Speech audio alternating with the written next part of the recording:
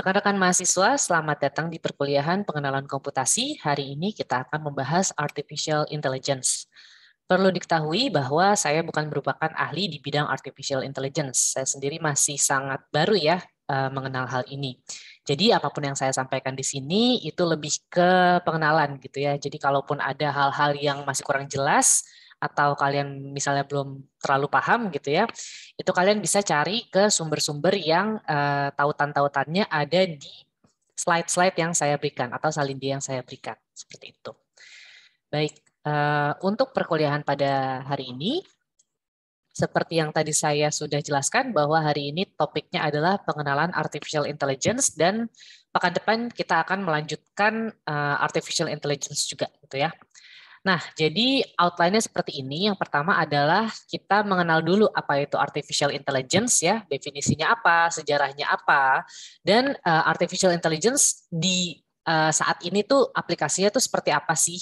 Dan terutama di bidang-bidang yang paling sering menggunakan AI sekarang ini adalah healthcare gitu ya. Jadi bidang-bidang kesehatan, manufaktur dan juga bidang pendidikan. Nah, kita juga akan mengenal apa itu intelligent agent dan bagaimana hubungan antara AI dengan programming. Karena AI ini sedikit berbeda dengan programming yang biasa kalian lakukan ya. Jadi kalau misalnya yang kalian lakukan untuk tugas besar satu contohnya gitu ya, itu kan benar-benar programming yang dari otak kalian pindahkan ke komputer, minta tolong komputernya ngitungin lah ya.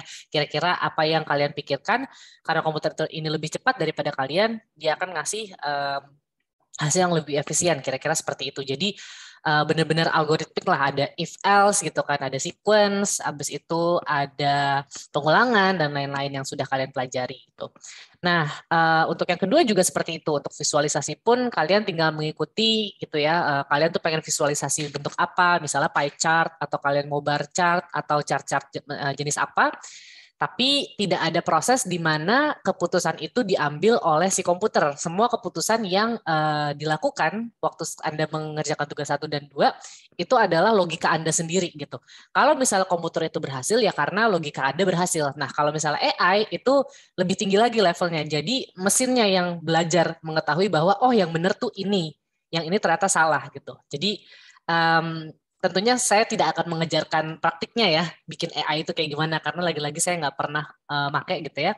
Tapi kurang lebih konsepnya seperti itu. Jadi membedakan artificial intelligence dengan programming yang sudah pernah kalian lakukan itu adalah ada kata intelligence di situ kan, ada kata intelligence itu apa sih, kepintaran gitu ya.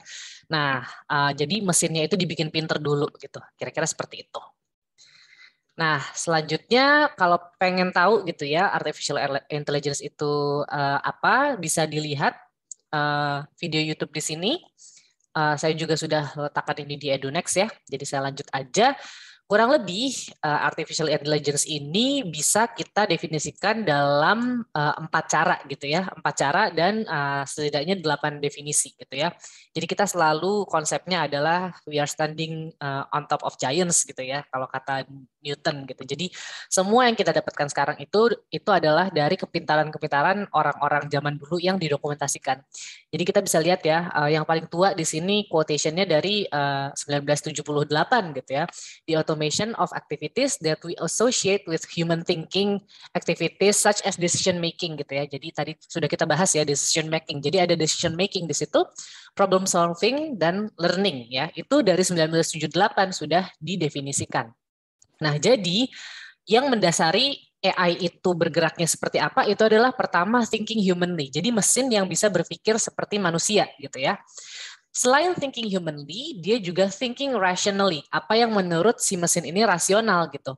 Jadi misalnya paling gampang itu contohnya adalah si mobil otomatis gitu ya yang lagi gencar-gencarnya dikembangkan gitu ya. Jadi ide dari mobil otomatis, mobil tanpa supir itu adalah mobilnya itu akan membawa penumpangnya dengan selamat, kira-kira seperti itu. Karena kalau saya baca-baca gitu yang sedang diriset gitu ya, itu mobilnya ini tuh bukan hanya sendiri, tapi dia bisa jadi jaringan dengan mobil-mobil lain gitu. Jadi kalau misalnya mereka tabrakan, sesama mobil itu bisa mengerti, oh bentar lagi tabrakan, dan dia akan berhenti sendiri, kurang lebih seperti itu. Walaupun masih banyak masalah juga gitu kan pasti di belakangnya. Tapi hal-hal yang istilahnya kesalahan manusia gitu ya, misalnya lagi meleng, main handphone gitu kan sambil nyetir atau lagi bengong, itu nggak akan terjadi kalau kita pakai AI contohnya, karena AI ini sangat-sangat rasional berpikirnya. Jadi dia pinjem cara berpikirnya manusia dan dia ambil yang baik-baiknya aja, kira-kira seperti itu. Ya, yang rasional tentunya ya. Kalau pakai perasaan ya nggak, itu bukan urusan dia gitu ya. Dan selain thinking humanly and rationally, dia juga acting humanly and rationally gitu. Jadi nggak cuma cara berpikirnya aja, tapi juga bagaimana cara mereka bertindak seperti yang mobil tadi gitu kan.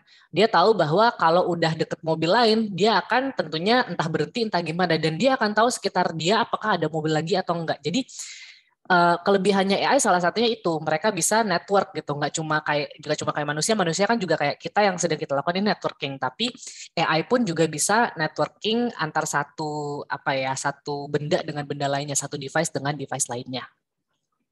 Nah, lalu yang pertama gitu ya, si acting humanly. Nah, ini adalah hal pertama yang dipelajari gitu ya, bisa nggak sih mesin itu acting humanly?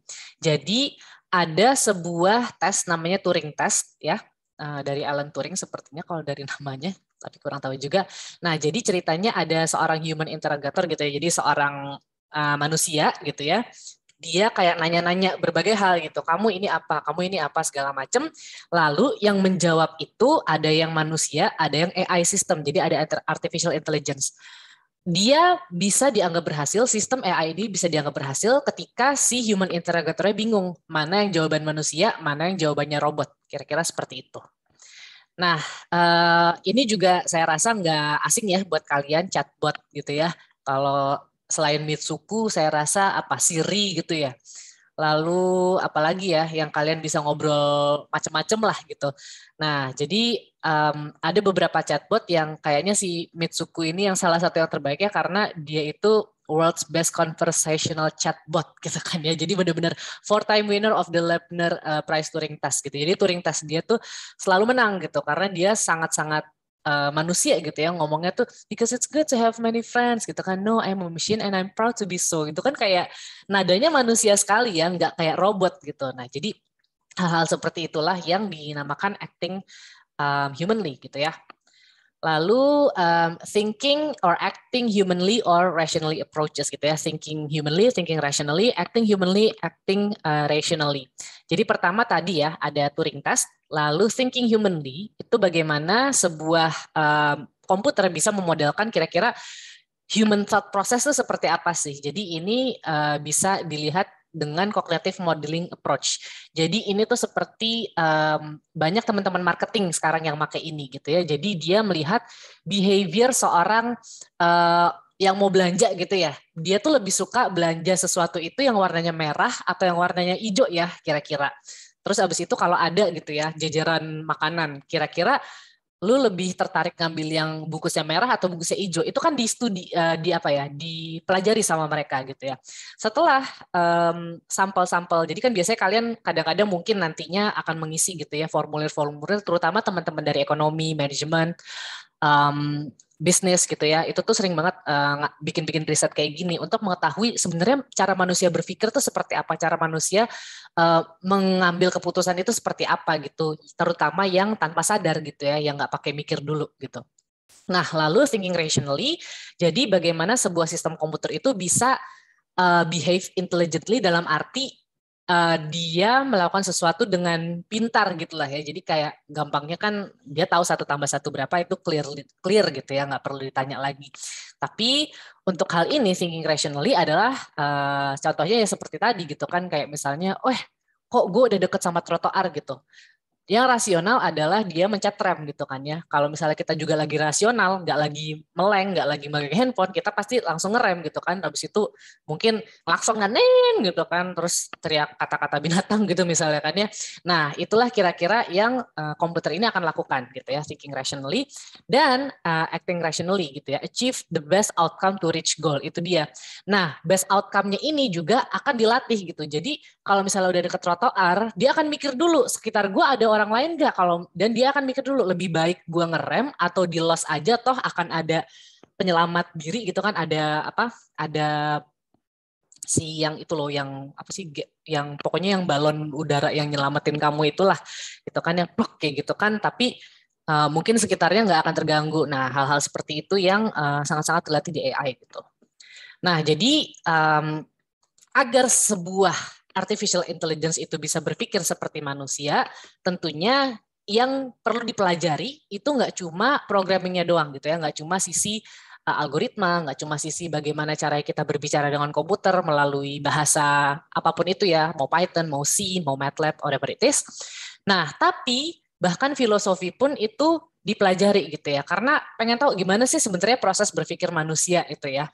Lalu matematika clear, ekonomi seperti yang tadi saya jelaskan gitu ya, bagaimana caranya gitu ya, istilahnya sih apapun itu, apapun perusahaannya kan mereka pengen maximize profit gitu kan.